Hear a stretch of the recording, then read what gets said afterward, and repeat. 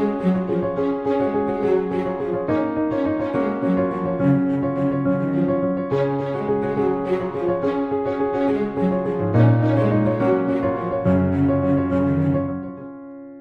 the name of the Father, and the Son, and the Holy Spirit.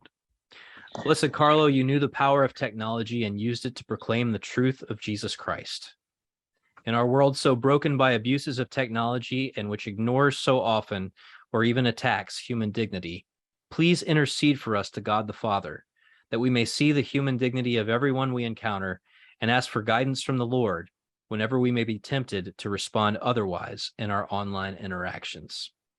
Blessed Carlo, pray that we may see the grace of God at work, even in the complexities of our modern world. Amen. In the Father, and the Son, and the Holy Spirit. Blessed Carlo, pray for us. Pray for us. Thank you so much, Matt. All right, ladies and gentlemen, welcome to the Institute of Catholic Culture. Our speaker this evening is a professor of literature and writer-in-residence at Magdalen College of the Liberal Arts. Dr. Anthony Esolen is a senior editor at Chronicles Magazine and Touchstone, a journal of mere Christianity. And his work appears regularly in Magnificat, Public Discourse, First Things, Crisis, Catholic World Report, and The Catholic Thing, among many others. Known for his 3-volume verse translation of the modern library edition of Dante's Divine Comedy, Professor Esolen is the author of, at last count, 26 books, including his own book-length sacred poem, The Hundredfold, Songs for the Lord, a series of 100 lyric poems and dramatic monologues, interspersed with 24 of his own beautifully written hymns. He's currently working on another such work, in addition to many more creative and scholarly projects. Dr. Esolen is the first to admit that a teacher is simply one who says, "Come, look at the great thing I found." So we are grateful that he will be sharing some great things with us in this study tonight and over the next few weeks. You can find more of his musings on poetry and beauty at his website, Beauty and Song, which can be found at anthonyesolen.com. And so it is a great honor to welcome back to the Institute of Catholic Culture, Dr. Anthony Esolen. Thank you. Welcome, Thank you. Doctor. I noticed that you were talking about when the Iliad and the Odyssey were written. The odd thing about it is that we're not quite sure that they were written. They probably were, I think, but the main way anyone experienced either the Iliad or the Odyssey for centuries was by hearing it chanted, hearing it sung. Okay, poetry and song were the same sort of thing, and this is how Homer's work was faithfully transmitted over many centuries until somebody in Aristotle's time, so we're talking about the 4th century BC, somebody some 400 years or 300 years, we're not quite sure, later says, we now really have to write this down officially and get the text set. Okay, this is not an unbelievable thing. We find the same phenomenon, by the way, in Anglo-Saxon poetry. Events that we have historical evidence of happening around the birth of Christ are retold in poetic form 7 centuries later, right? These things we figure were passed down in poetic form by people who, at the Angles and Saxons, before the Romans came, before Christianity came among the Angles and Saxons, they didn't have writing, not anything that would produce a book or anything of that sort. So you're going to pass down a story, it would be passed down by song, okay? And people had memories and they could recite the songs, and often the language they used when they were reciting these songs was older than their own language. There's preserved forms of speech that maybe no longer existed in the ordinary everyday speech. So I'd like to talk a little bit about what kind of culture we've got here that's producing this poem. I assume, by the way, that we got one author of the whole poem, okay? And I'm going to call that author Homer. I don't see any reason why not to. what sort of world was his. And to do this, I need to go back a few centuries before Homer, right? We now have physical evidence, archaeological evidence that Troy did exist, okay? And it was a rich trading city in Asia Minor, and it was in fact sacked around 1300 or 1400 BC. Okay, the probable sackers, possible sackers, were from Mycenae or from the Greek peninsula, sailing across the Aegean Sea, sacking Troy. This is how it's remembered anyway. Okay. Now, of course, it got mixed up with the story. And this is crucial to our poem here, of a woman who was married to one of the Greek princes, Menelaus, and she she ran off with a boy from Troy when Menelaus was on a business trip, and thus began the Trojan War, the 10 years of warfare to avenge the abduction and seduction of Helen and get her back. There's backstory to that too, but that's all of this is in the mind of Homer. There's an event that happened centuries before he composed the poem. It is based in history, not the abduction, the seduction, but certainly the sack of Troy. But there's something else that is kind of buried, but extremely important in Greek mythology, and I think important to this poem here too.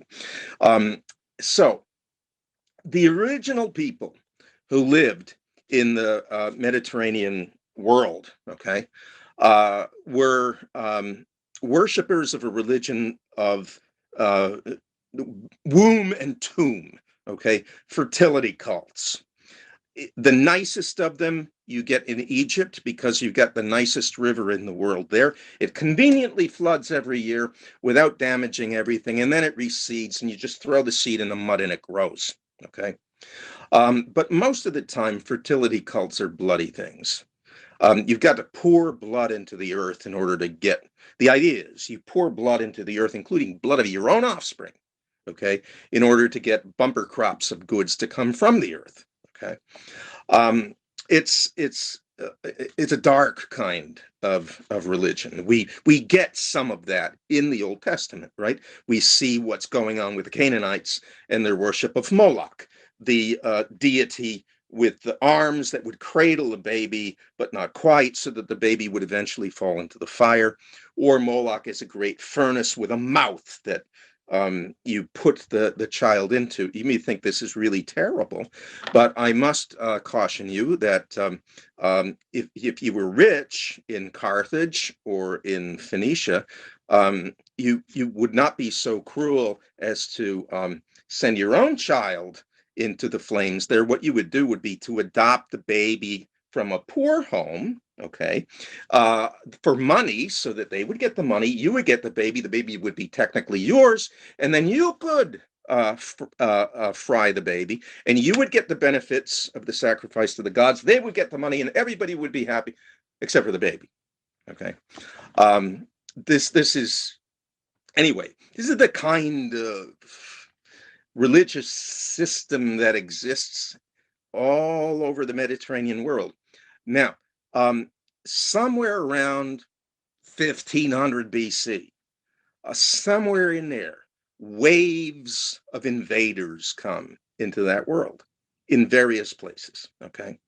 These invaders come from the steppes of Russia, okay? They come from a place where there is mainly earth and sky, all right? And they worship gods that they associate with the sky and light. They come invading into Greece, and they conquer the native peoples. So the language of the native peoples is almost obliterated, right? Their religion is not so much obliterated, but submerged. And so what we have is a kind of story that develops in Greece of a generation of gods, all right, that comes along with the third generation of gods. These gods are beautiful. They are associated with mountaintops, with light, with cunning, the use of the mind. And they defeat the older gods and send them down into the underworld, most of them, not all. But they don't obliterate them. Those gods don't cease to exist. They're there. They exert their influence. They are not beloved of men. You don't want to mess with them, but they are underneath, okay? The new generation of gods has taken over the young gods, and those gods are led by Zeus, all right? Now, Zeus can only govern the pantheon of gods, which includes the older ones that are hideous, frightening, associated with darkness and blood and so on. He can only rule if he uses his mind, right? He has power, but he's not omnipotent, right? And he is easily a match for any one of the gods of any generation. But he would be no match at all against all of the older gods if they came at him together. And in fact, he and his generation of young gods use some of the older generation. They make promises to them. If you come with me on my side, I'll give you a piece of the action, okay? And by making cunning political alliances, he manages to defeat by force and brains the older generation of gods. And he asserts his will on Olympus always then by this combination of power and cunning, power and brains, or we might say reason, power of mind, okay? He is always wary that a new god may come and supplant him, just as he supplanted Cronus, his father. And this causes him to give, I won't tell the whole story, but basically he makes sure that the goddess Athena is sprung not from the womb of a woman, but from the side of his own head. And thus Athena, the daughter of Zeus, is like Zeus and favors the male, favors especially the cunning of Zeus. She's beautiful, she's virginal, and she's daddy's girl, okay? And she's dangerous if she opposes you, but a great help if she favors you, all right? And our friend Odysseus, he does not know it at the beginning of the poem. Our friend Odysseus is favored by Athena because Odysseus, in his cunning, in his use of brains, in his strategizing, is like her. Now, this is important for the culture that Homer sprung from, okay? What we have around the 8th century BC or 9th century BC, popping up in Greece, possibly because the geography enabled it, okay? I mean, Greece is a mountainous country, deeply indented with peninsulas and inlets, so that it would be practically impossible in those days for one human being to take over the whole thing, right? The geography would forbid it. But that meant that it enabled the development of individual pockets of what we would call self-government, okay? In all these pockets, they would speak a dialect of what we now call as Greek, okay? They were ethnically related to one another. They worshipped, with little local differences from here and there, they worshipped the same pantheon of gods. Their customs were somewhat similar, but they each developed patterns that were in some ways unique to the place of local rule, of self-government. The new form of government that we've got here, the new form of social organization is called the polis. And what Homer is doing in the Odyssey, I mean, he doesn't know. He is not an archaeologist, right? He is assuming that the places that we find in the Odyssey are themselves like the places that he knew when he went from Corinth to Sparta to Athens to Thebes to wherever in the Greek world, either on the peninsula or across the Aegean in Asia Minor. It was the same kind of thing over there. So what we've got here is a poem that is about a time before there were any such things as a polis, okay? About a loosely based upon a historical event that did happen. There was a Troy and it was sacked, okay? But envisioning all of that in the light of the world where he lived, the only world he knew, right? And thus it's a poem about what it means to be a human being in the kind of world where Homer lived, right? In some ways, it's the kind of world where we all live because we're all born, we have friends, we have enemies, we grow up, we get married, we have children, we die. People do bad things to each other. Sometimes they do good things. There's a great deal of suffering. It requires courage. Some people don't have the courage. Some people give in. Some people have no brains. They may be good, but they're stupid. They may wish well, but they don't have the cunning to see through in action. It's the world we know, right? And it's also the world of this relatively new form of government, okay?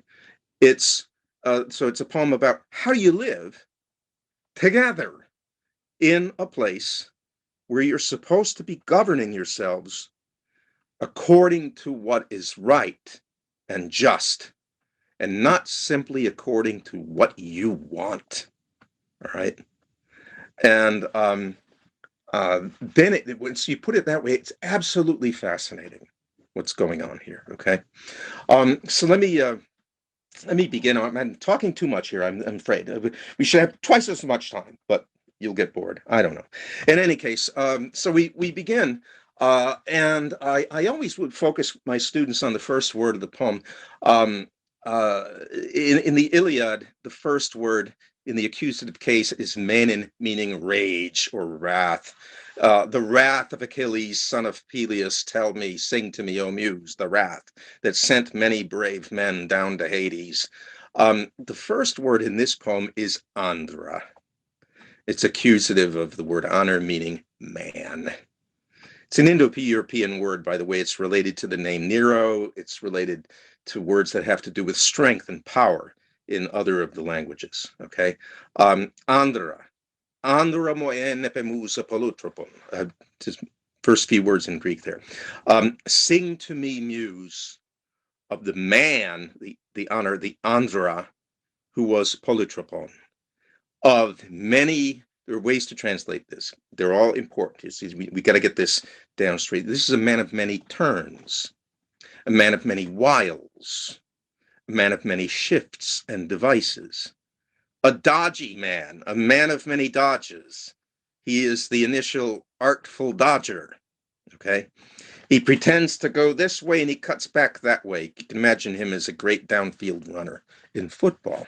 He's the man of many turnings, okay? Sing to me, Muse, about that man of many turnings, and then comes the second qualification for him that we're always going to remember. He suffered much on the sea and on the land in his attempt to return back home. He knew the minds of men in many cities. So this is a man who has visited many places and seen how people live there, right? And learned from them, and gauged the minds of other human beings.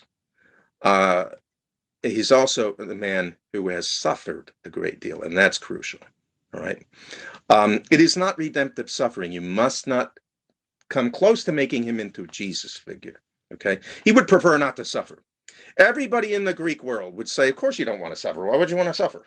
Okay, but if you have to, that's the thing. What do you do, right? Do you let it crush you? What do you do? Well, this is a man who suffered much, and his name and a scar on his knee, which we'll get to on our third talk, shows that, in fact, this destiny to suffer much is some ways imprinted in him. Okay, so anyway, sing to me of that man. He found his way home. He found his way home, but his fellow mariners did not. They were nepioi. They were ninnies. Okay, fools, says our translation. Nepios, you might. It's like a dumb kid. Only these were grown men, so I don't know what you call them. Fools is a good translation. One of my friends back at Providence College said ninnies, and I really like that because it sounds like nepioi, as it is, right? They were ninnies. They were nincompoops, okay? They couldn't deal with their hunger, so they ate the cattle of the sun god Apollo, and he sent them to the shades below for their punishment. But this man did get back home.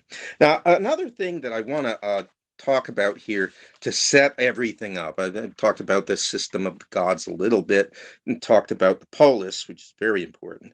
But the other thing is I will just give you the Greek word cosmos. The Greeks, perhaps no people in the world valued beauty as an end in itself, as a good thing in itself, more than did the ancient Greeks and the ancient Chinese. Okay, I mean, if you really wanted to criticize what somebody had done, you might say in these cultures that it was ugly. Okay, it was crooked. It was wrong. Wrong with its inner signification of something that's twisted, right? And the Greeks believed it was part of the system of thought that they inherited from all the invaders coming from the steppes of Russia had something of this. They went various places, by the way. Some went down to Greece, some went to Italy, where they became Romans with their Latin language. Some went to Wales and in Northwest, right? Different branches of these people invading Europe in different directions and at different eras in different times. But the Greeks believed that there was an extremely close connection. In fact, they didn't really distinguish in their minds between what was beautiful and what was good. Okay, and for something to be beautiful, cosmios, to have beauty, it had to be ordered. Things to be in the right place. Okay, when St. Paul, for instance, in Greek, he's a native speaker of Greek, when he advises women to adorn themselves in a comely way, he's using, in both adorn and comely, he's using forms of this same word, cosmos. You're to cosmetize yourself in a cosmic way, sort of. You're to adorn yourself in a beautiful way. Comely way, that is, everything is in order, everything is right. And this has to do also with order in families, order in the human soul, order among the men on a ship, order in a household, order in a city. Okay. And what we find when the poem opens and we go to Ithaca is not order. Okay. I don't know if you know offhand just how many suitors there are in Penelope's house there, Telemachus's house. Not counting their servants and the guy they have sing for them, not counting those people, there are 108. Okay. So you imagine 108 young men with their entourage descending upon your household and your farm and just living it up for years and devouring your substance. And nobody can chase them out because the father, the king, is not there. And the boy Telemachus is still a boy. But now he is growing up to manhood. Okay. And he's growing in understanding, and he begins to understand that this is all bad, this is wrong, right? So Odysseus isn't there, so we've got problems in the household of Odysseus. We've got disorder there. We're going to find in book 2 that there's disorder in the polis of Ithaca. Okay, there's also a disorder in Odysseus' situation itself. We find that Odysseus, though we don't really meet him yet, Odysseus is on an island where he's being held, not prisoner exactly, but sort of, by a nymph named Calypso, who loves him, okay? And we're later going to find out that she's going to promise him immortality. Youth, too. Stay with me. I like you, Odysseus. Stay here. You can be young with me. They go to bed every night there, but Odysseus still wants to go home. And you mustn't sentimentalize it too much. It's not just that he loves Ithaca. Ithaca is kind of a rocky place. It's not good for raising horses, you know. I mean, tough guys to live in Ithaca. But it's not necessarily the most beautiful place in the world. And Penelope is not as beautiful as Calypso, though she is beautiful. But he wants to go home because that's where he belongs, right? He should be there, okay? He don't belong anywhere else. He needs to be there. He wants to be there. And this desire for him to go home, to return, the word for return is noston. And from that we get our word nostalgia, which literally means an ache, a longing to go back, to return, to go home, okay? It's literally what it means. So he's animated by this, and this, the poet suggests to us, is right and good and beautiful, even though if you look at it, if you think that all that life is about pursuing your own pleasures, he's a madman for wanting to go back to Ithaca. Why would you want to go back there? You got this beautiful island, you got this beautiful goddess, why don't you enjoy yourself? And he doesn't. He wants to go back home, and he knows there will be suffering for him there, and he knows that he will grow old and die. But it's where he belongs, and that's where he wants to go. Okay. So the poem is also about reestablishing order. Okay, in the soul, in the household and family, in the soul of Telemachus, who is growing into manhood. And in the polis, in Ithaca itself. Okay. So this is why I mean, it's everything that happens in these first 4 books. Everything is related to everything else. What you got to remember as you're reading this poem, okay, is that it is not a modern novel, right? In a modern novel, you know, you're turning the page to see what happens next. It doesn't occur to you in a modern novel to compare this scene that you're looking at on page 300 with a scene that you previously looked at on page 150. But with a poem like this, we're called upon to do that sort of thing all the time. Try to think of these books as set pieces, each reflecting on the other, as you hold them in your mind together, because you are listening to this being performed for you, you know? So Ithaca needs to be compared with Pylos in our first 4 books here, and with Olympia, where order rules because Zeus rules, with Olympia, then with Pylos and Sparta, each with each other. And Telemachus is growing into manhood, needs to be seen in contrast with what's going on in the souls of the older men of Ithaca who don't want to help out, with the suitors themselves, and with various other people that we're going to meet. Right. So there's Telemachus.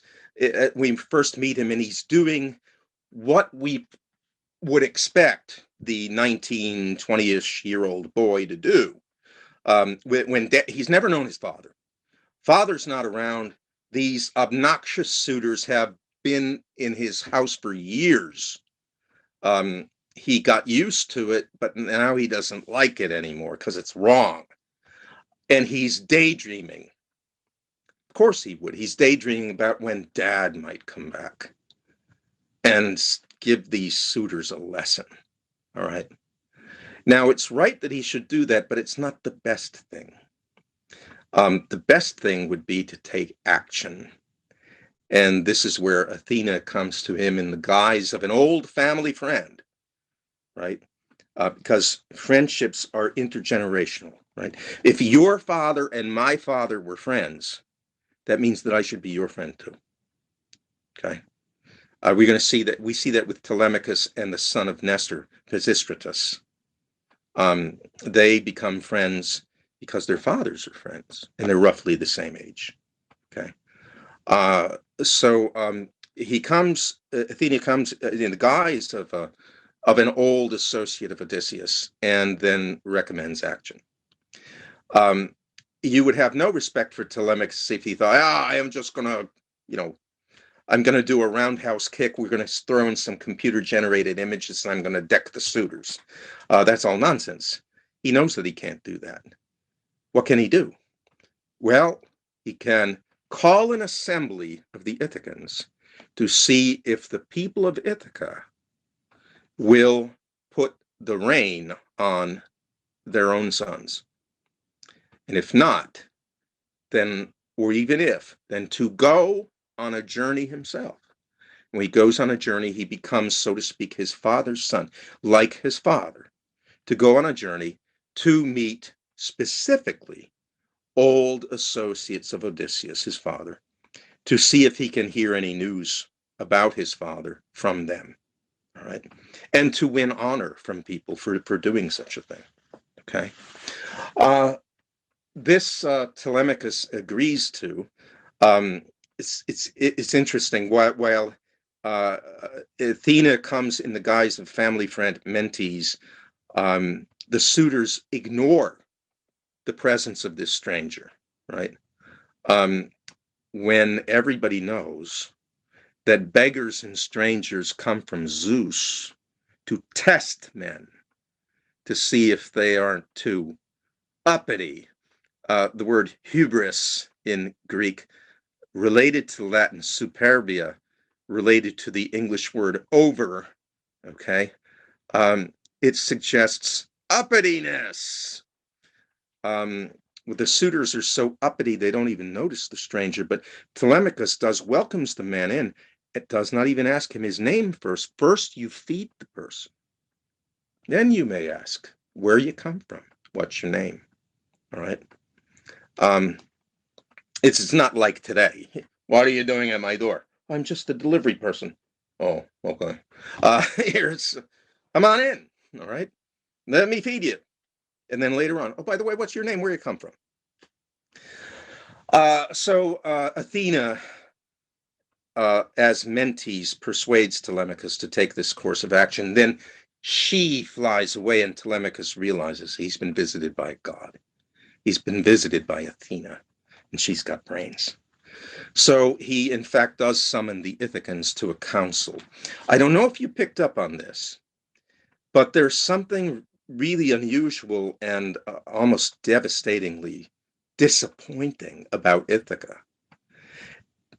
When the men of Ithaca come out to the meeting place, the first question is, who has called this meeting? Because they haven't had a meeting in 20 years. Now, to the Greek mind, that means that they haven't been fully human for 20 years. We're going to see later on, there's a special race of critters who live alone in their caves and never have public assemblies for the common good. They are the Cyclopses. And they are gross and disgusting, not just because they eat human beings and have one eye in the middle of their heads. You imagine a Cyclops love affair where Miss Cyclops bats her eyelashes, her eyelid at Mr. Cyclops, you know. And when Mr. Cyclops winks at her, it's, you don't see anything. They live alone. They don't meet in assembly, and that's the most damning thing about them. But the Ithacans haven't met for 20 years. And then Telemachus tells them, you know, I'm not here on a public matter. I'm here in a private matter. But it concerns all of you because these are your sons. Some of them come from other places besides Ithaca, but a lot of them are the sons of Ithacan householders. Why are you letting them do this to me? An old man, and watch out for how people treat old men. Okay. There's a story. I'll try not to go too much longer here. You got to give me a few minutes. It's so rich. Gosh, I should. Anyway, I should have 2 hours. Anyway, there's a story about how an old man once at the Olympic Games in Olympia was looking for a seat because the stands were all full. And when he came to the area of the bleachers where Spartans were sitting, all at once, immediately, all the Spartan young men get up to offer him a seat.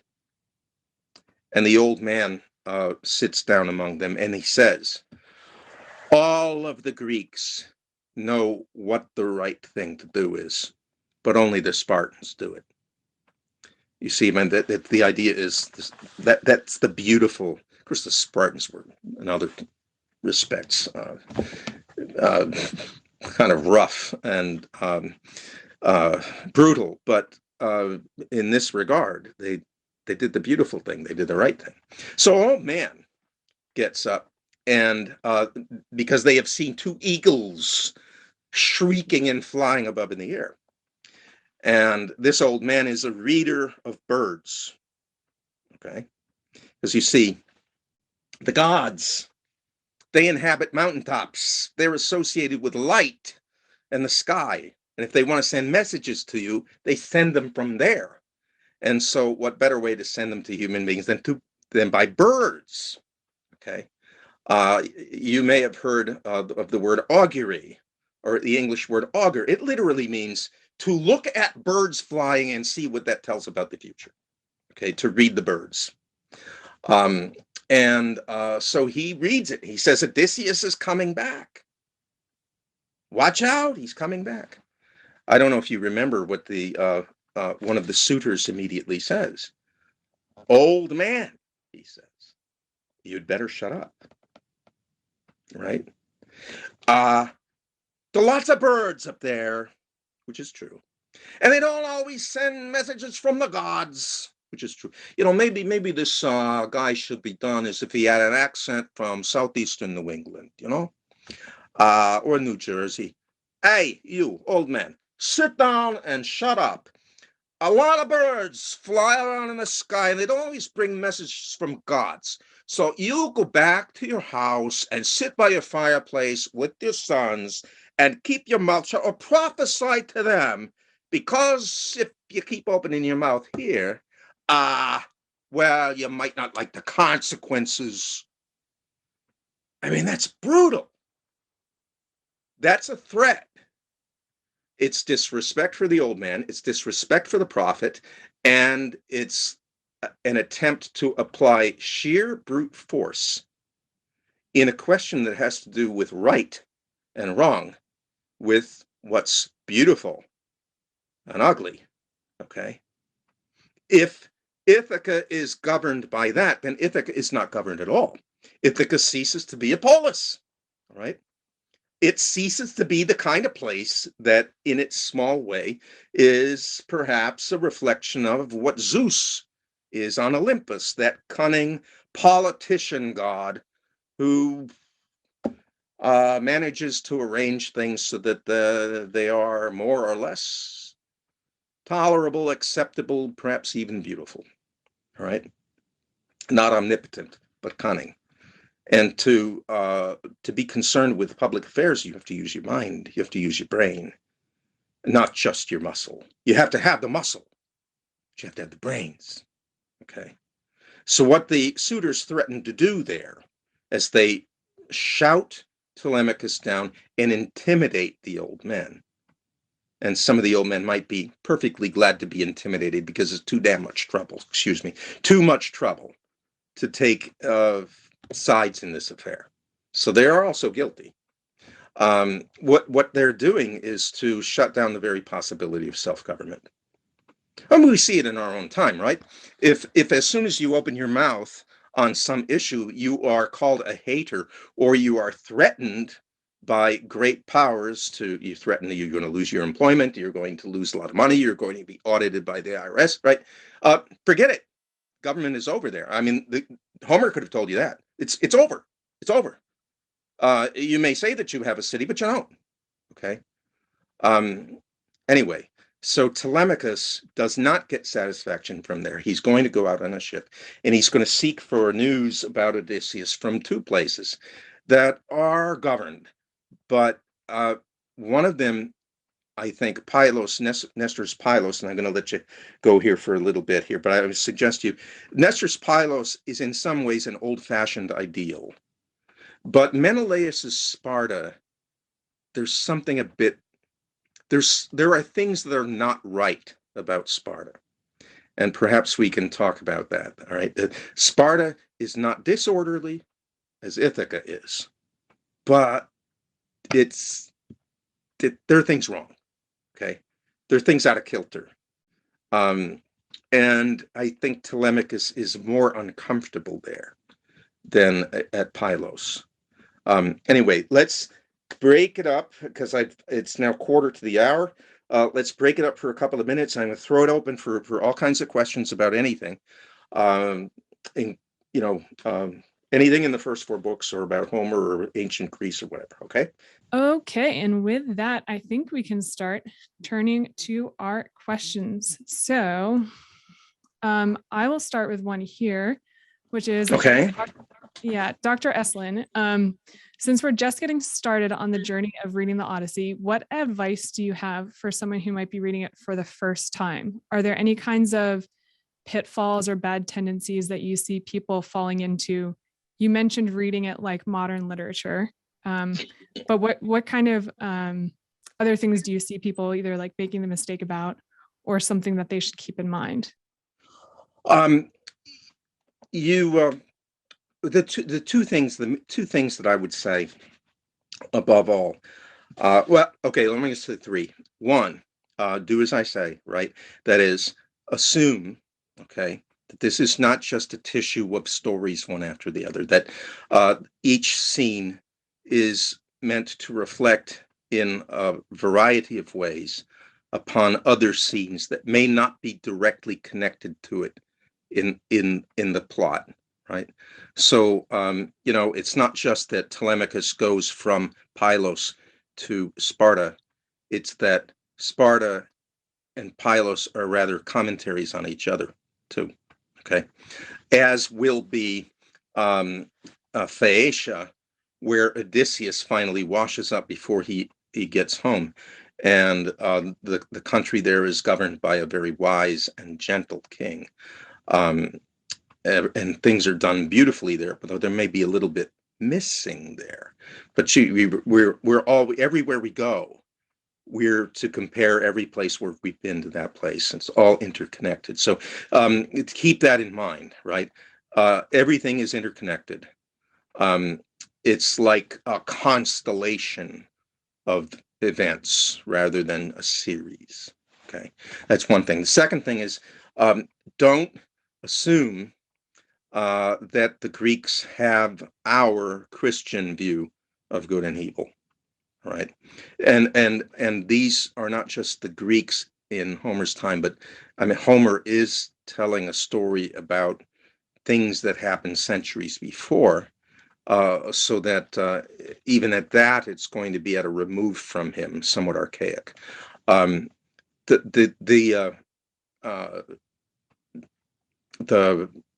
idea that you would avenge someone who killed one of your family by killing him is accepted by everybody, for instance. Okay. It's accepted by everybody that Zeus will sometimes give rotten things to people for no particular cause, just because. Okay. I mean, we're not to look upon Zeus as sort of a shadowy version of the God of Israel. He's not. And try to fit your mind, fit yourself into the morality that is taken for granted in the poem. That was two things. And I said there was a third. Never underestimate our poet. Okay, never. Okay, these poems, the Iliad and the Odyssey, they are they're clear competitors. If everybody says they're the greatest poems ever written, everybody acknowledges, who knows literature, that these poems are titanically great, right? We are talking here about works of art that in their own vein have never been surpassed. Don't sell him short. So this poet is really adept at showing very subtle differences in character by a couple of lines, something that the person says, or a little bit of an action, a little bit of a look in the face. Okay. Assume that lots of things are always going on. There are subtle differences which the poet puts there, Homer puts there, but he doesn't spell it out for you. He doesn't say, hey, listen, I want you to notice that there's a difference between Antinous, the ringleader of the suitors, and Eurylochus, who is second, and Eurynomus, who you've not met yet, who is also one of the leaders of the suitors, but he has a bad conscience about it.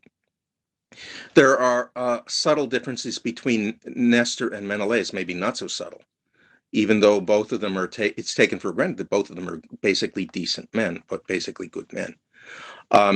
So assume that a lot can be going on in a little place, all right? That a lot more is being suggested than stated outright, even though the poem is huge. We're talking about an artist of that character, okay?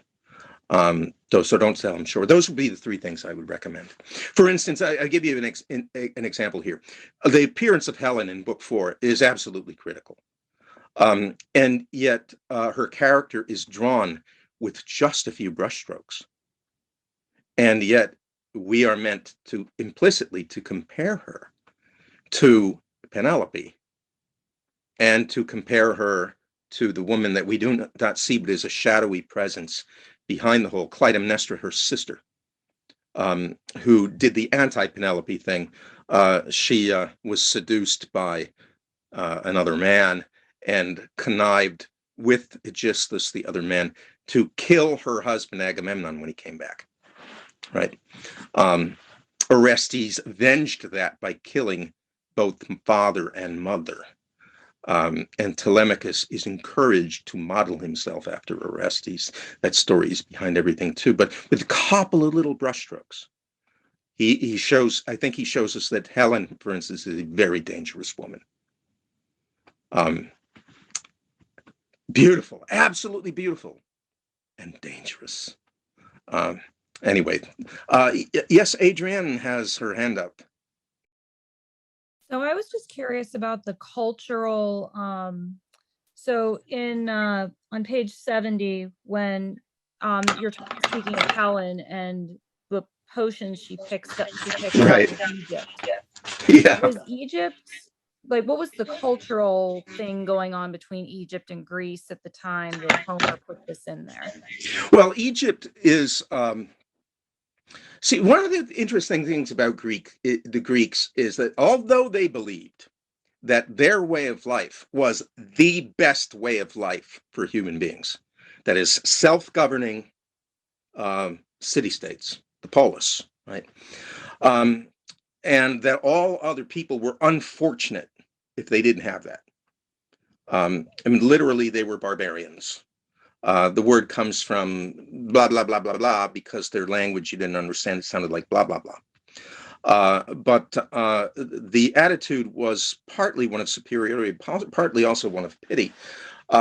They looked upon people in these advanced civilizations, very sophisticated civilizations, and they knew that too. But they pitied the people who had to live like that because they were under the thumb of an emperor and his bureaucrats and didn't come together in assembly to decide things on their own.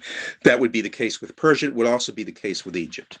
So the Greeks were they were very curious and restless people. They wanted to find out how other people did things, and they learned from other people, right? But they didn't say we're too good to learn from them.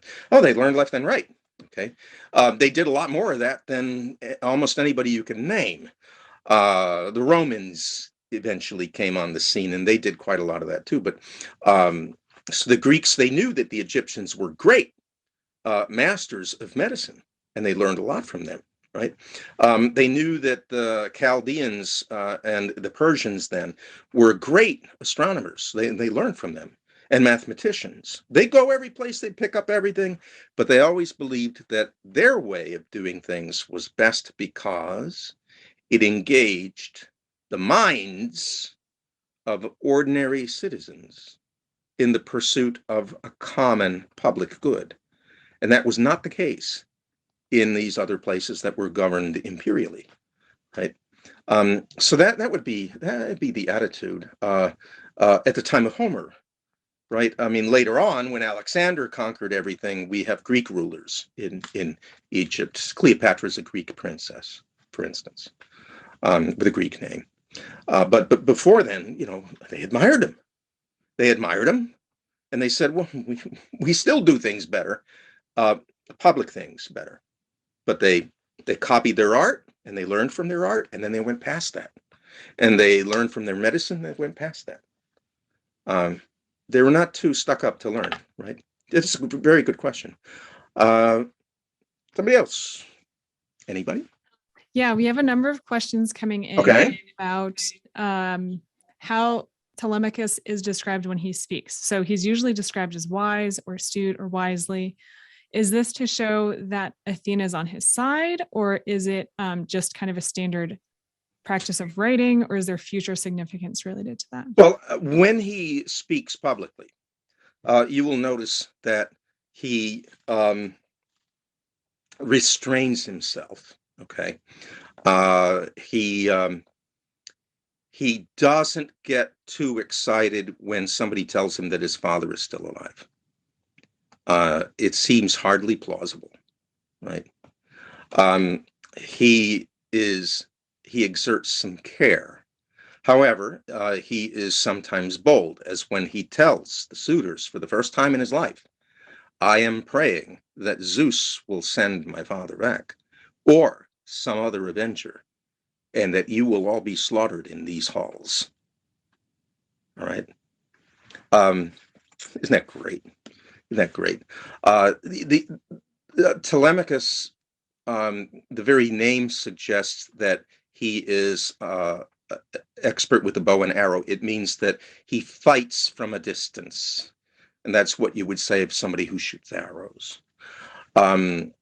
He shows in subtle ways, but increasingly as the poem goes on, that he is a chip off the old block. Both his father's son and his mother's son, because his mother is a fit wife for Odysseus because she's smart too. She's cunning. Okay. She's gotten the better of the suitors, and she's going to do it again later in the poem. So it's important to notice his patterns of speech. If he sounds a little bit much like a boy at the beginning, that fades as even as the first couple of books go on, and we see a real young man emerging, one who is fit to get into a conversation with people like Nestor and Menelaus. And in fact, in the case of Menelaus, he even corrects Menelaus. When Menelaus invites him to stay another 12 days, he says no. Okay. He's, the gift of horses that's offered to him, he says no. Ithaca's a rocky place. It's not fit for horses. Watch how he talks. And then it's all leading up to the point where he will meet his father and they will have a conversation. And it will be about, how do we kill these people? And that's so wonderful. My father, he died when I was still young. I was only 31 years old. We did a lot of things together, but we never stood shoulder to shoulder killing our enemies. It's one thing I never got to do with Dad. But life gives different blessings to different people. More questions. These are great questions. My gosh. Louisa, why don't you Yes, go ahead? I really like the questions you asked about book 4, about what's wrong with Sparta. And Yeah. in Heart's Ease that Helen distributes to the guests, and they forget their sorrow and their pain. And I think that's central to what's wrong with Sparta, because they have no memory of pain or suffering. They have no sense of identity, therefore, and also they don't really act. Like Menelaus is pretty slow in acting. That's right. There's one speech especially where it's like a series of 7 or 8 statements by Menelaus, and it's all in the conditional mood. I would have, I would have, I would have, I would have, I would have. That's not accidental, okay? We notice that Menelaus happens to return to Sparta on the day, or like the day after Orestes has avenged the death of his brother Agamemnon. It's already done, and Menelaus shows up after the deed is done, right after the deed is done. Okay. What was he doing all that time? Well, he was scrambling up riches in Egypt, and now he is surrounded by all these beautiful objects, and they are beautiful. Gold and silver and electrum, which is an alloy of gold and silver.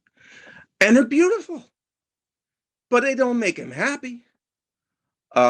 He regrets his brother. He misses his comrades, especially misses Odysseus. And now he's got the most beautiful woman in the world as a wife, right?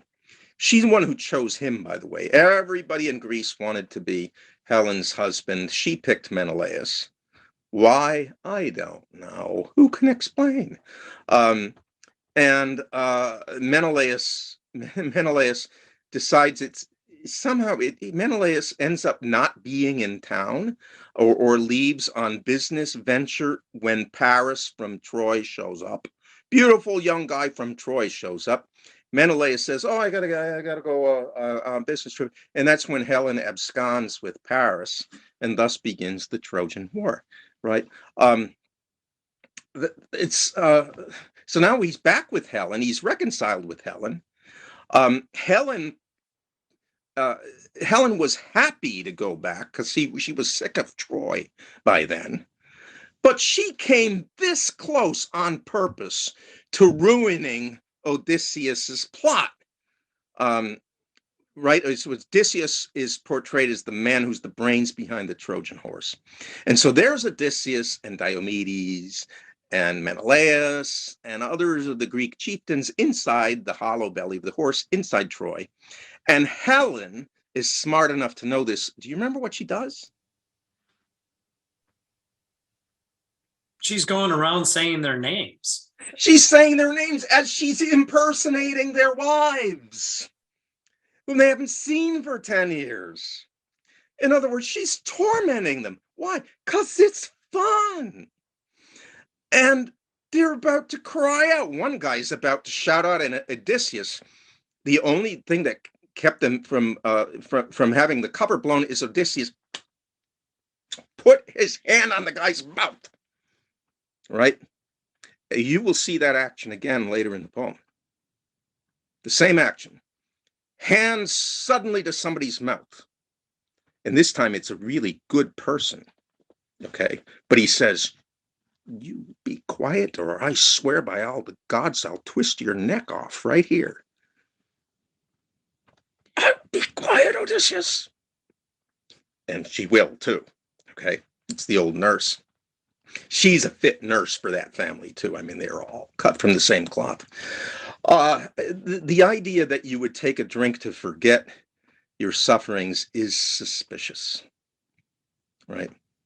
And Homer presents it, he says in one of the lines, you would not feel sorrowful, you would not weep, even if you saw your own mother and father slaughtered before your eyes, or your own brother, and you would not shed a tear. It was that powerful a drug. But you see, that's wrong. You should be shaken to the depths of your being if you see your mother and father killed before your own eyes. You should be. And that Helen gives him this drug. It's Helen who blows the cover of Telemachus. Telemachus is not yet ready to say who he is. Helen comes in. Menelaus has noticed that Telemachus shed a tear, but Telemachus tried to hide it. You will see that action again. You will see it a couple of times, and it's Odysseus performing it. All right? Telemachus is not yet ready to reveal his identity. Menelaus notices it, though, and in his typical Menelaus way, he hesitates. He says, gee, should I ask him if he's Odysseus' son Telemachus, or should I not ask him? And Helen comes in and she says, no, what, Menelaus? My gosh, I've never seen anybody who looks so much like Odysseus. You know, I bet that boy over there is Telemachus, Odysseus' son. In other words, she does to Telemachus there what she almost did to them all in that scene with the Trojan horse. And she does to Menelaus and Telemachus with the drug, but it's, partly okay. I mean, it's only for the time being while they're having dinner there, but it is something a little bit suspicious about it. But it's the same kind of thing that the lotus eaters eat. Wait till you get to the lotus eaters, and the thing that they eat and what it does to the soul. Okay. The other thing that's unusual about Sparta there. So Telemachus goes to Pylos, and they're in the middle of a festival. It's a sacrifice to the gods, and they immediately get welcomed in. He goes to Sparta, and they're in the middle of a festival. It's a wedding. The bridegroom is not there. The bride-to-be is there. She's going to be sent off to the bridegroom. But his son by another woman, because Helen couldn't have any more children there, and his daughter by Helen, Hermione, they're going to be married. Hermione is going to be sent off to be married, but they're having a celebration. And, a couple of really young, strapping guys like Telemachus and his friends show up. And does anybody remember what the servant does? Maura remembers. Athenius. He was not going to welcome them. That was not part of the culture. That's right. That's right. Now, let's ask a question here.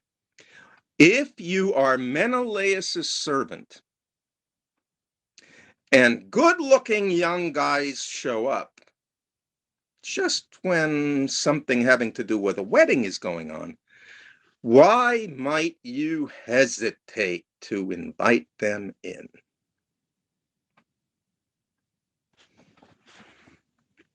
Gee, what happened the last time?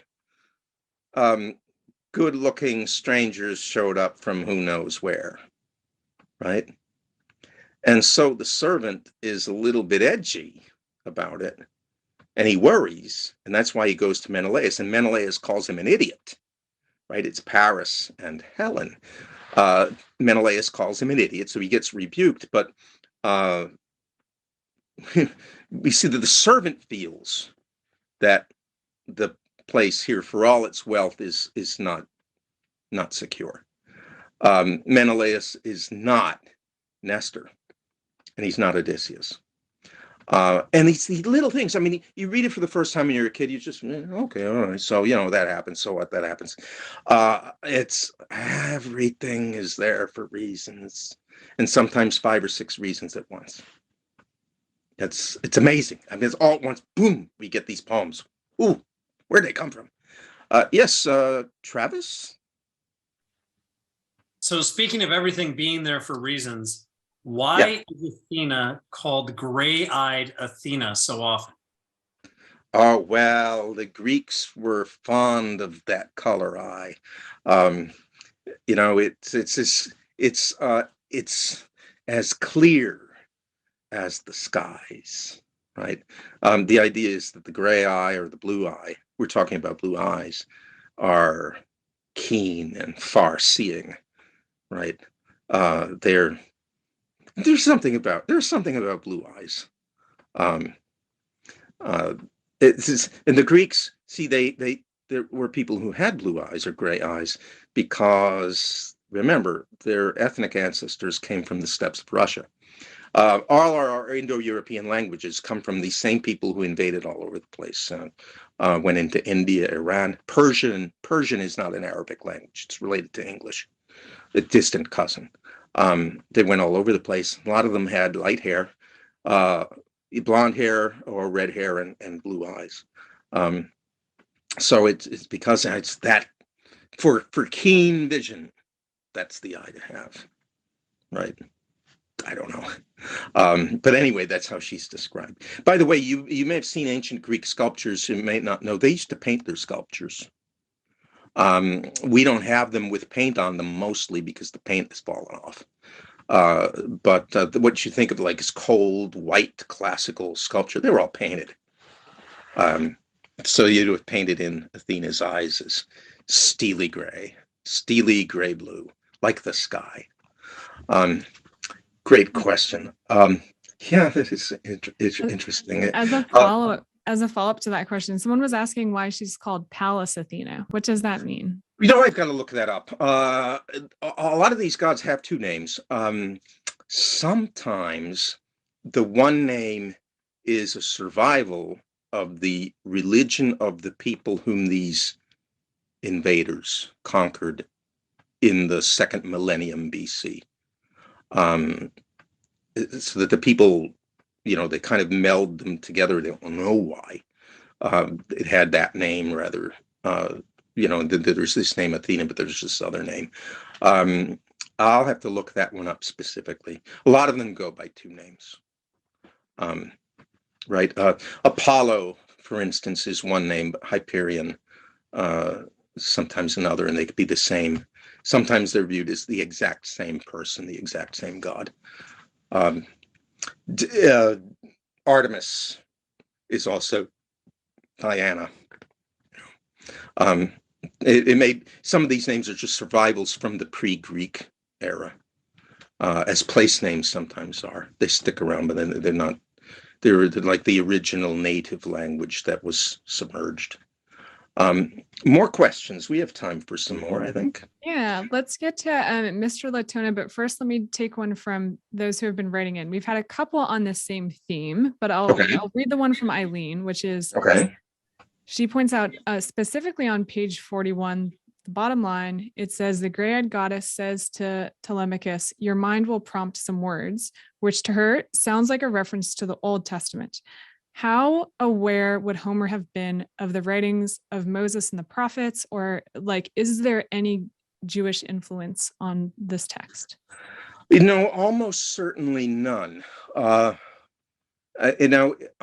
mean, it's conceivable because people did sail here and there, and the Phoenicians were the best sailors and merchants in the ancient world. They sailed out of the Mediterranean Sea into the Atlantic Ocean. They sailed around the coast of Africa.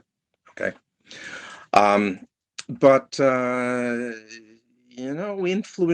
Jewish influence upon archaic Greek poetry, probably none.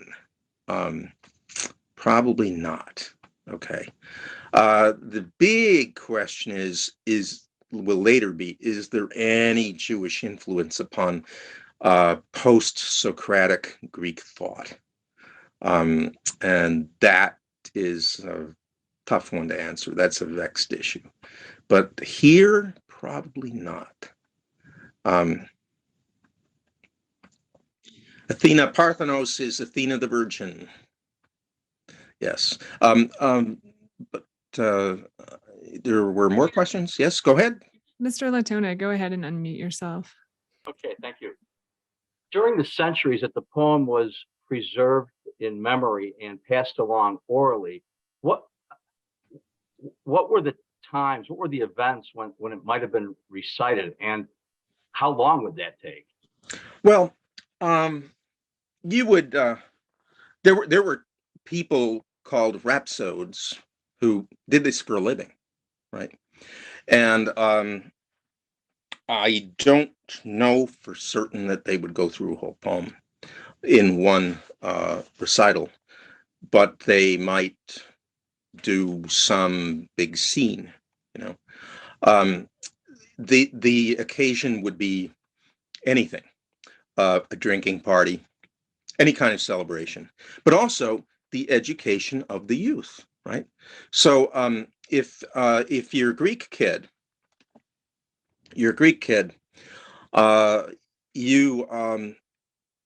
this becomes more and more sophisticated, more developed as the centuries go on, but you are taken away from your Greek boy. You're taken away once you reach a certain age. You're taken from the family for a certain part of every day.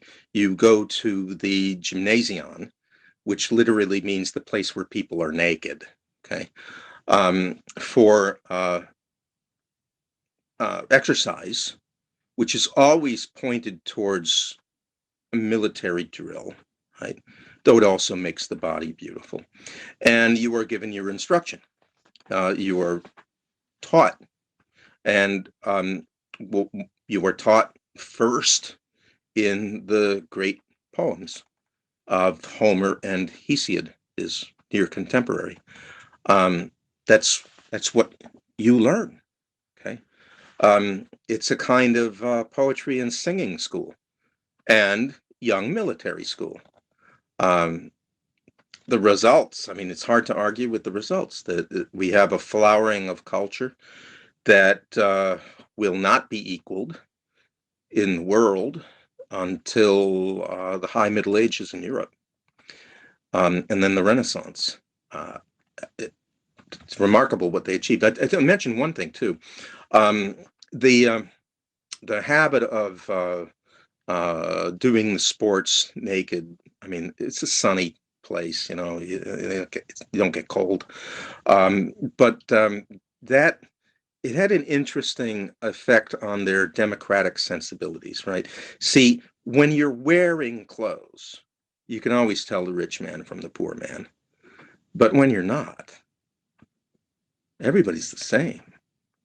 And the Greeks thought that if you were a grown man and you were embarrassed to be seen naked in front of other grown men, it must be that you're a barbarian, because you haven't grown up in a polis where people learn to take part in civic affairs, and where they learn to do that when they're young is at the gymnasium, the place where you exercise, place where you learn, and that's where you would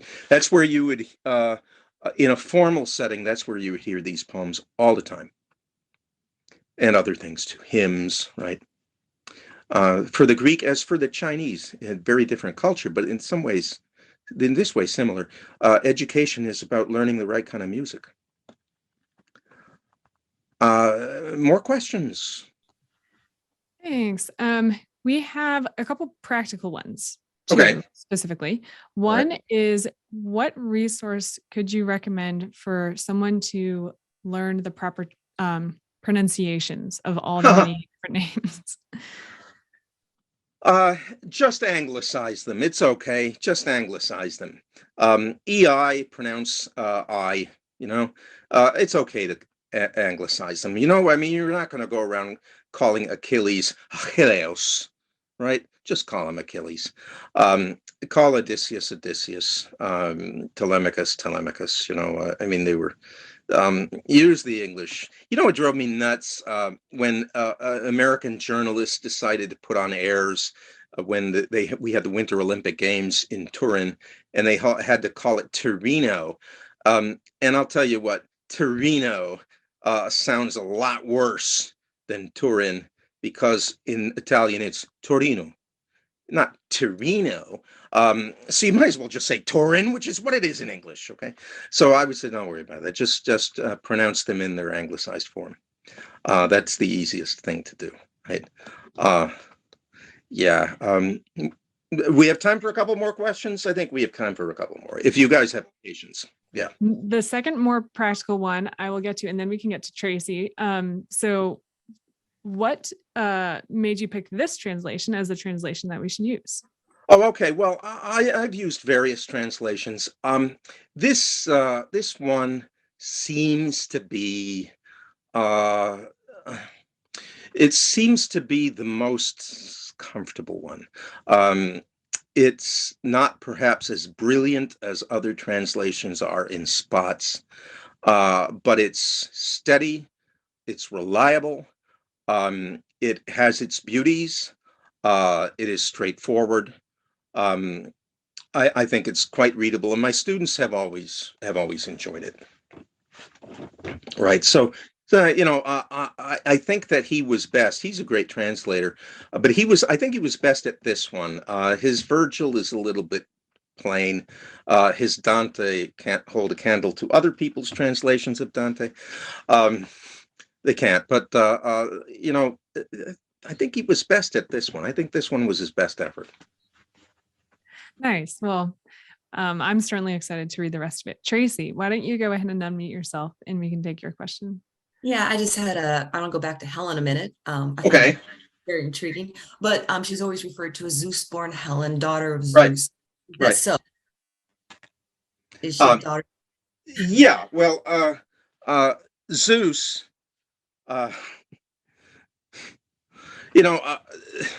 you got to understand, right, that what we have in this weirdo thing, Greek religion, was a strange kind of overlay of one system upon another. And sometimes the characters are, I mean, if you look at them one way, oh yeah, Zeus the cunning, Zeus the rational. Well, another way, look at Zeus, what he's doing there. Zeus goes and gets whatever he likes by way of sex. Okay, male or female. It's usually male. It's usually female. Every once in a while, it's not. And he loved this woman, Leda, and he raped her in the form of a swan. Okay, and male swans are not to be messed around with. They can break your leg. They are mean birds. When they're protecting a female in the nest, they are mean and nasty.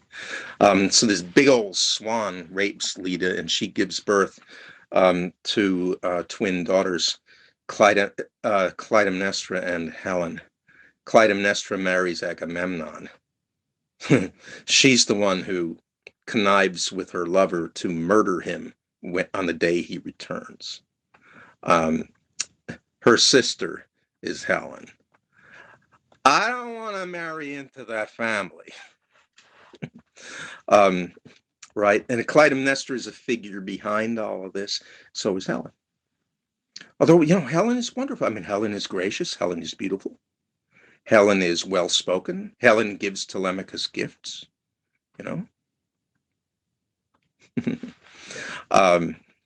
not to be fooled around with.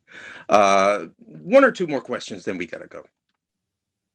Nice. We can take one coming in from Colleen. She is another question about a specific person in the poem. Why does Laertes not assume leadership in Ithaca and Odysseus is absent? He's an old man. You have to have the force, okay? And it was Odysseus who was ruling Ithaca when Odysseus left, not Laertes. And Laertes is just an old man. Now we will see him late in the poem. We will meet him, and he will be reunited with his son and grandson, and we will see grandpa, dad, and son all together. Okay. And that's good and holy and beautiful. But he can't do it. Can't do it. So he stays away from the house, in the hills, tending the flocks, pigs and stuff. Right. And you can't blame him. What can he do? Can't do anything. One more question. Okay, here's an interesting question coming in from Dave. Is there a reason given either in the first 4 books or later in the story for the societal decay in Ithaca? Is it simply the loss of Odysseus or something else that's going on? Well, it's occasioned by the loss of Odysseus, right?